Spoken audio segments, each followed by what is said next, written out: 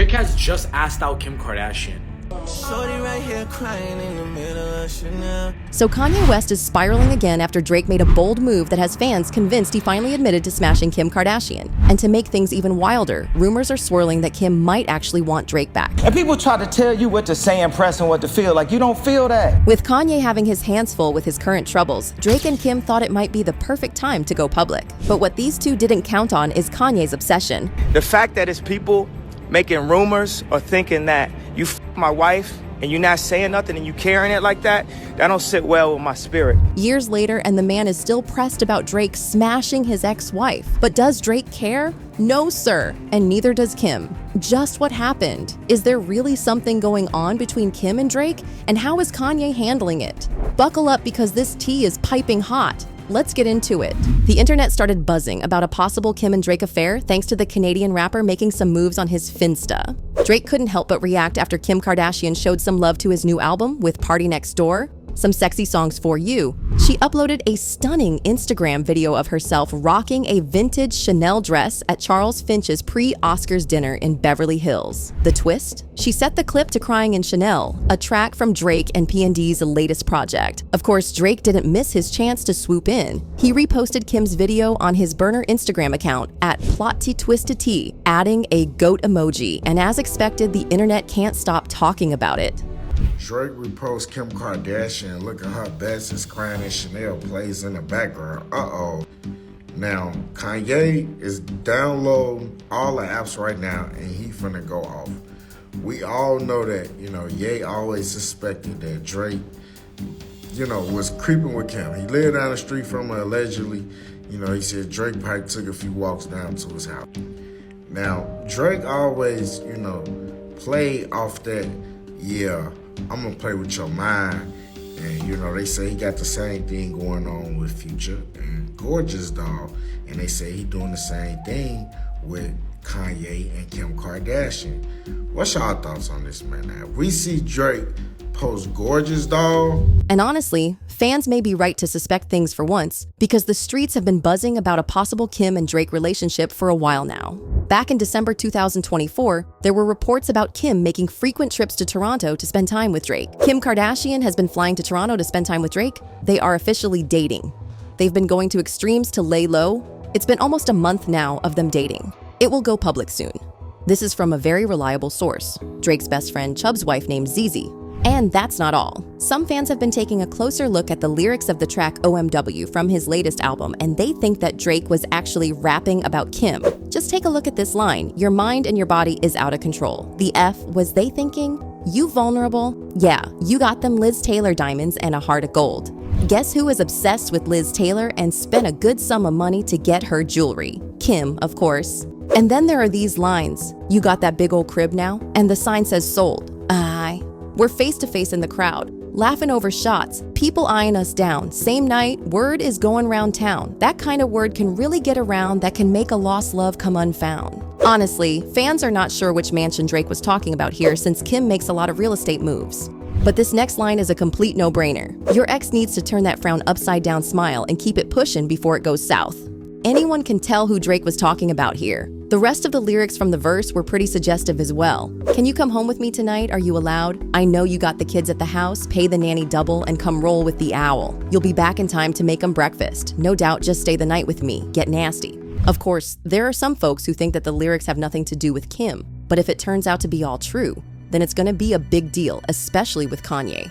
See, Drake and Kanye West have been beefing for years, and Kim has been at the center of most of it. It all started back in 2018 when Drake dropped the track Sicko Mode with Travis Scott. He rapped, "I crept down the block, made a right, cut the lights, paid the price." And a lot of fans thought he was talking about sleeping with Kim, since the two used to be neighbors back then. That same year, Drake dropped In My Feelings, which didn't help things. A lot of fans thought that Kiki was a nod to Kim's nickname. Now the internet had a great time investigating the rumors, but Kanye? Yeah, he was having a full-on breakdown about the entire thing.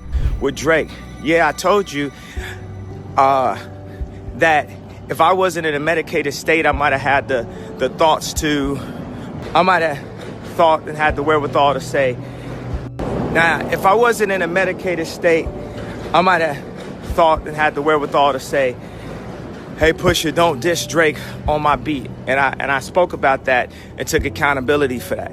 Now what I'm looking for my spirit to take accountability is the fact that it's people making rumors or thinking that you my wife and you're not saying nothing and you carrying it like that don't sit well with my spirit. However, Kim shut down the rumors later that year, commenting on a video from the Shade Room, "Never happened. End of story." But the rumors didn't die down simply because Kim said otherwise, and it's mostly Drake's fault. He fanned the fire once again with his 2021 song Knife Talk, as fans concluded that the track might have been about Kim as well. He rapped, "I F with her and F with her and her. I hit up air and tell him do the air for sure. Voodoo curse, it got him while I flew to Turks. Know the dogs had to hit them where we knew it hurts." Of course, at this point, Kanye had had enough, so he fired back in his song, "Okay, Okay." Taking direct shots at Drake, Kanye called him a backstabber, rapping about hidden agendas and betrayal. "Okay, now they got me. Wanna rap again, heal the wound, and then you stab me in my back again. You the type to play the joke and try to hide your hand, not the type to come around and try to play your friend." Their feud intensified when Kanye leaked Drake's Toronto home address after the rapper dissed him again in betrayal. And well, Kim decided to step out at this point. She divorced Kanye and was ready to begin a new chapter of her life as a single mom. And well, with Kanye out of her life, Miss Kim finally decided to reveal the truth about what really went down between her and Drake. Apparently, it was all just rumors that were started by, get this, Kanye for some reason. All of his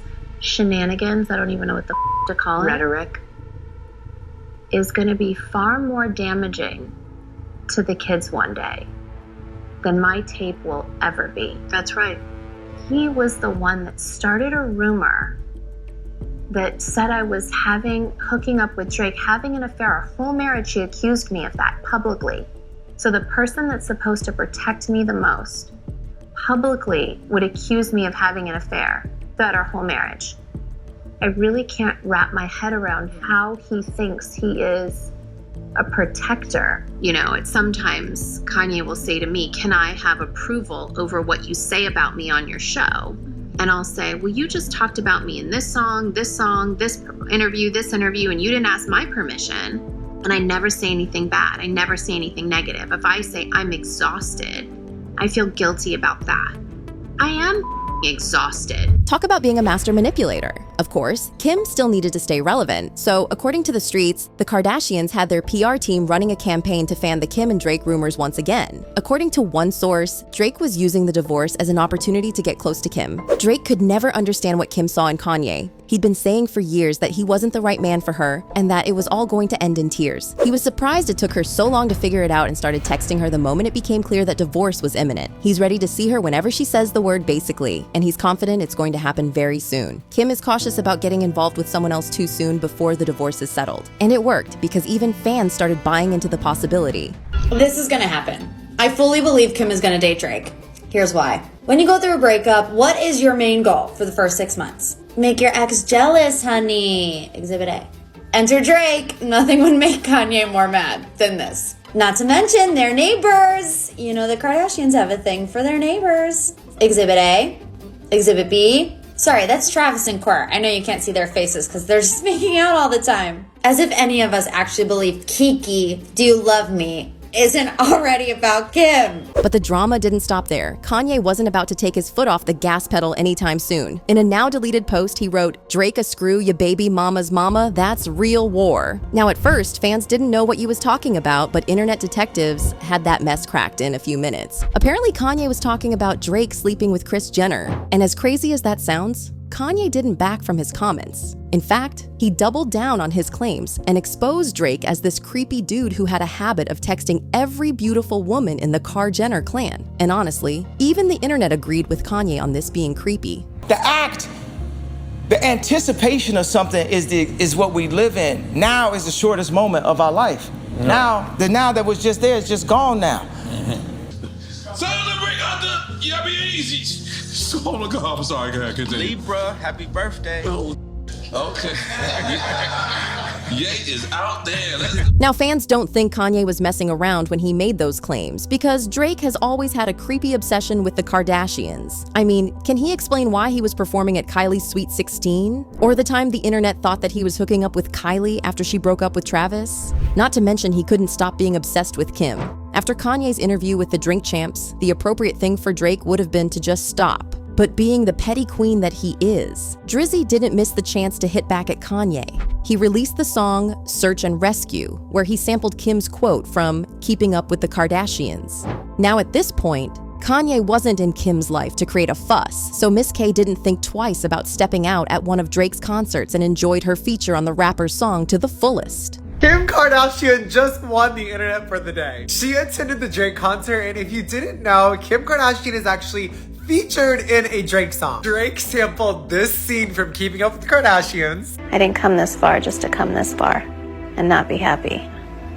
Okay. Remember that. You didn't come this far just to come this far. Yep. I saw it on the internet.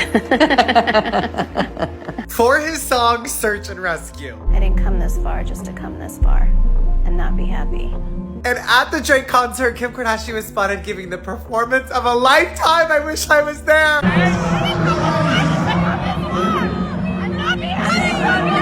I love how we are literally getting every single angle from this Drake concert. But I'm also wondering if Kim's yelling at Bad Bunny like, I didn't come this far just to come this far. Because maybe Bad Bunny wanted to go back up to their seats. But I do have to say, Bad Bunny and the Kardashians clearly all get along because they're having the time of their lives. Another video from the rapper's It's All a Blur tour stop in Los Angeles showed him walking to the DJ booth and walking right past Kardashian, who stared intently at him before flashing him a smile.